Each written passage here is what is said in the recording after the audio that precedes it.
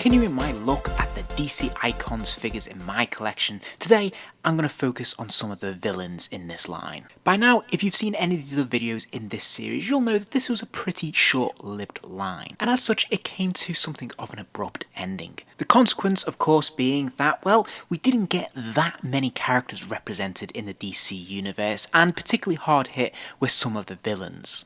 And the Icons line had an unusual approach to its characters. It would often pick ones who were slightly more obscure, maybe second tier characters, which makes the line both interesting and something of an anomaly at the same time. So let's start with Black Adam. He was the 7th release in this lineup, and as we can see, he has that standard packaging, that standard design that we see on all the figures in this collection, which is very clean but quite Spartan in its approach. And that implies the entire packaging. We can see here on the side panel, for example, there's no artwork, there's nothing to make this more exciting or interesting. And even when these packages stand up next to each other on the shelf, they don't really jump out at you. They're colourful, but there's not really much going on here. Finally, the reverse of the packaging is more fun, it's a bit more colourful. We can see some of the other characters in each wave, and this is quite nicely designed and laid out, but again, not the most displayable or presentable piece of packaging in the world. Now overall, the figure itself is pretty nicely presented. The colour scheme of the character is fairly muted anyway, but I think they have done a very nice job of the gold trimming.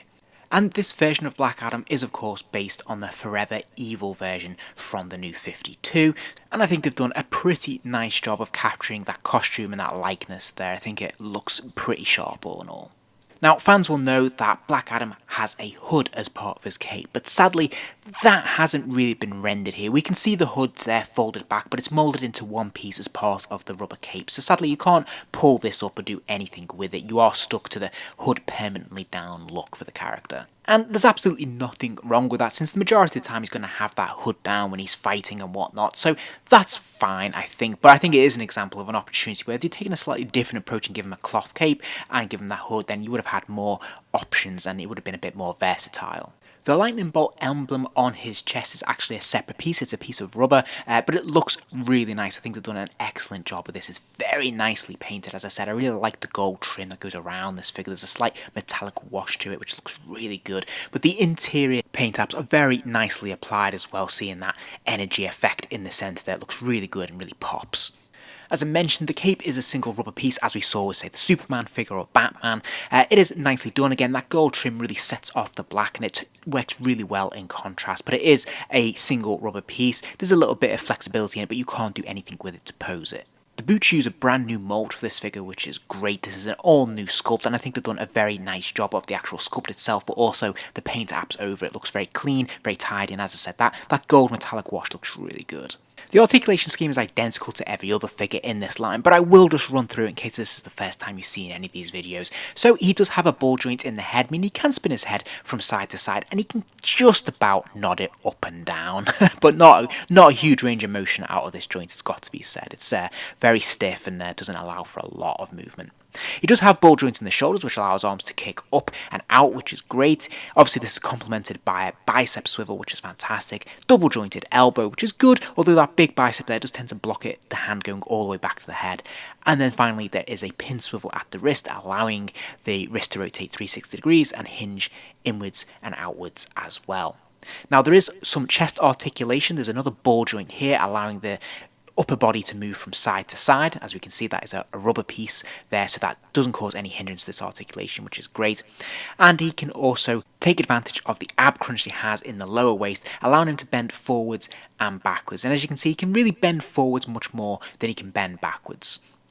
He's got another ball joint in the hips, allowing the legs to kick out to the side, to kick forwards and backwards, which is good. And then double jointed knees, which is all supported with a swivel at the boot cut as well, which is great stuff. And then finally, of course, that ankle is on a pivot, so of course it hinges forwards, backwards and from side to side. Now, he is fairly light on extras, but he does come with an extra pair of open hands and some lightning effect hands, which is pretty cool. Ultimately, I think they did a pretty nice job with this figure. I don't think it's anything special in the line. I don't think it really jumps out in the collection, especially if you already own, say, a Superman, then this isn't really going to shake the ground for you. But nevertheless, this is a pretty solid release. Next up we have Superman's arch nemesis, Lex Luthor, and again the packaging design is virtually identical to what we've already seen, but the figure itself took me by surprise a little bit in the fact that it's such a streamlined approach to this costume that it feels quite rounded and quite smooth. It's a slightly different take on the more bulkier versions of this costume we've seen across the years. And this version of the character in this costume is taken directly from Forever Evil, again part of that New 52 run, and I think they've managed to do a pretty good job of capturing the likeness of this new design in this figure. I think it's a very good sculpt.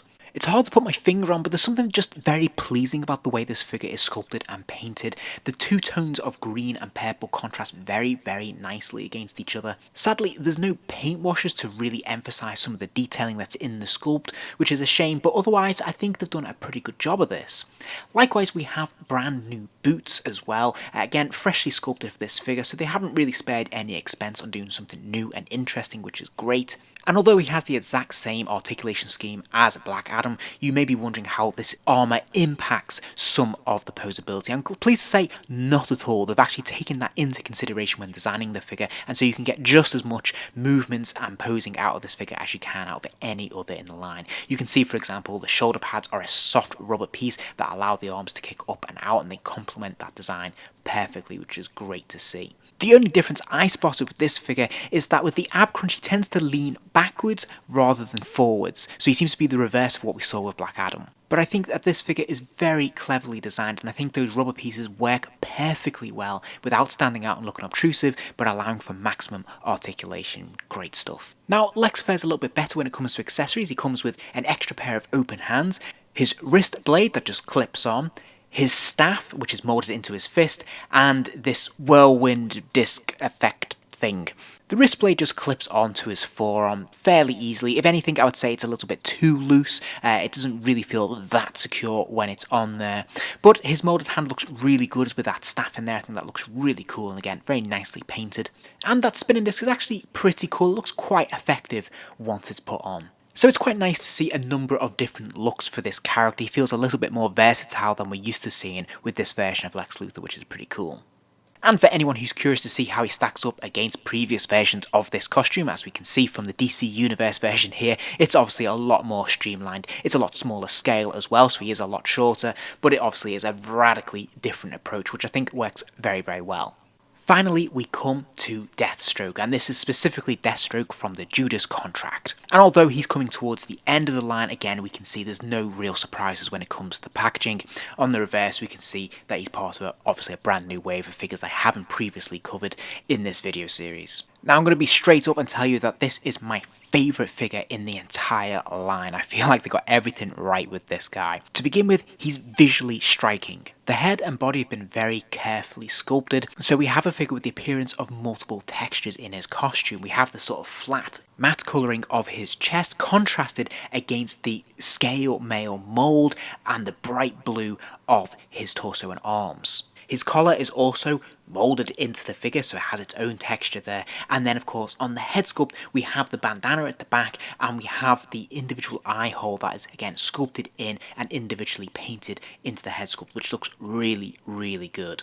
And of course, this version of the character is based on his original appearance in the Judas contract, and I think they've done a fantastic job of capturing this likeness and this version of the costume. Taking a closer look at the sculpting lower down the figure, we can see obviously he has brand new gauntlets. We haven't seen those previously on any other figures in this line. He also has that fantastic utility belt, and we can see the individual grenades there. But the other thing I wanted to point out is just how fantastically painted this figure is and how these colours contrast perfectly against each other. I particularly like the metallic paint wash that's running through that scale mail that really pops out and catches the eye, but it contrasts lovely against the orange and the sort of lighter orange or yellow trim around things and around his belt buckle. It just finishes things off and it looks really nice. I should also point out that he has that rubber bullet belt as well, which is a separate piece, but again, very nicely painted. We also have a brand new mould and sculpt for the boot as well, which looks really good, and obviously that inner leg there sort of sits inside that, which gives it a lot more texture, makes it look a lot more realistic, and again they've done a really nice job with this brand new sculpt. It looks fantastic. And let's not forget, he also has the sheath for his sword strapped to his back there, which is very neatly done. And again, very nicely sculpted. We can see some individual details there on the individual grooves, which look really good. And of course, this is all complemented by a very neat and colourful metallic paint wash. Now, unusually for this line, he comes absolutely stacked with extras and accessories. He comes with an extra pair of closed fists, an alternate head, a pistol, his assault rifle, a sword, and his bow staff. The bow staff comes in two parts, so you can get this posed exactly the way you want it, but he holds it very easily in his grip in his left hand anyway. He also has a trigger hand in his right hand there, and he can just get the pistol in there pretty neatly. He can get his finger just about onto the trigger, so this looks pretty good. The only criticism I have of the pistol is that it doesn't have any paint articulation to it whatsoever, so it does look a little bit simple, a little bit basic, and also it just seems a little bit too thin to be real. And he does have a gun holster, of course, which will easily accommodate the pistol. Really only takes the barrel of the gun, so it doesn't really fit in quite as snugly as I might have hoped, because it seems to just stick out a little bit too high. But nevertheless, this looks pretty good all in all, and I think they've done a pretty nice job of it. I'm really pleased we got the alternate head. I think the sculpting and the paint apps are really excellently applied, as we've seen with the rest of this figure. My only criticism here is that it doesn't sit quite nicely on the neck. The neck just looks a little bit too long and narrow for it, so it doesn't look quite right, but that's a very minor gripe. Again, he can hold his sword and his assault rifle perfectly well in both of these hands, which looks great. And the sheath for the sword is actually articulated, so you can move it from side to side. It will slide to be put in various positions depending on how you want the figure to look when he's carrying a sword. And of course, the sword will slide in there very neatly, very securely, which looks great. Perfect fit. I really love this figure. As I said when I started looking at him, he is my favourite in the entire line. I think it's because so many things come together to make him really pop. He looks fantastic. They've done a really great job of that sculpting. All the individual bits and details and bits and pieces look really good. This has all been complemented by a fantastic paint scheme as well. That metallic blue in particular just really jumps at you, which is great. And then he's loaded down with accessories, which make him really fun and versatile. And you can do all sorts of dynamic displays with this character, which is brilliant. So there you have it. There's an overview of the 3 villains that I have in my collection. They did also, of course, do a Darkseid figure, which I also own, and I'll leave a link to that video at the end of this one. But again, I think there's clear evidence here, particularly when we look at the Deathstroke, of where this line potentially could have gone and some of the great things they managed to produce in their short run. If you enjoyed this video, please do give it a like, and remember to subscribe, as there'll be plenty more videos soon.